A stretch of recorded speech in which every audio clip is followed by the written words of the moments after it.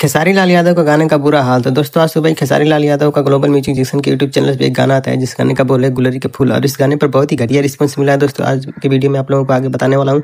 दोस्तों आज से कुछ महीने पहले खेसारी लाल यादव का जब गाना आता था तो खेसारी लाल यादव के गाने पर एक दिन में 15 से 20 लाख व्यूज मिल जाता था। पर अब ऐसा क्या हो गया है कि खेसारी लाल यादव के गाने पर एक दिन में 7 लाख व्यूज मिल रहा है। दोस्तों आप लोग स्क्रीन पर देख सकते हैं। क्या कारण है पूरी जानकारी आप लोगों को वीडियो में बताऊंगा। इससे पहले खेसारी लाल यादव के इस गाने के बारे में बात करते हैं।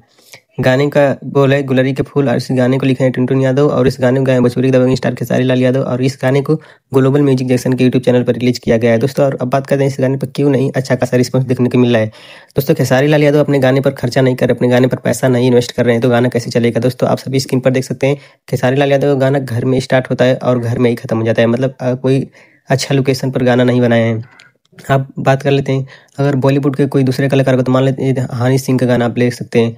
हनी सिंह के गाना को देख सकते हैं कितना अच्छा लोकेशन इसमें दिया गया है। कभी बुर्ज खलीफा का, कभी पहाड़ वगैरह वगैरह, रेगिस्तान, मतलब बहुत ही अच्छे लोकेशन पर जाके गाना बनाते हैं। मतलब अपने पैसे में खर्चा करते हैं हनी सिंह, तब उनका गाना ब्लॉकबस्टर होता है। पर खेसारी लाल यादव अपने गाने में कुछ खर्चा ही नहीं कर रहे हैं, इसलिए उनका गाना नहीं चल रहा है। खेसारी लाल यादव को इस कमी को सुधारना चाहिए। दोस्तों आप सभी क्या राय कमेंट करके जरूर बताइएगा। अगर आप लोग इस गाने को नहीं सुने हैं तो मेरे वीडियो के डिस्क्रिप्शन में गाने का लिंक मिल जाएगा, आप लोग वहाँ से जाकर गाने को सुन सकते हैं। खेसारी लाल यादव को सपोर्ट कर सकते हैं। दोस्तों आज के लिए तो छोटा सा अपडेट, आप लोग कैसा लगा कमेंट करके जरूर बताइएगा।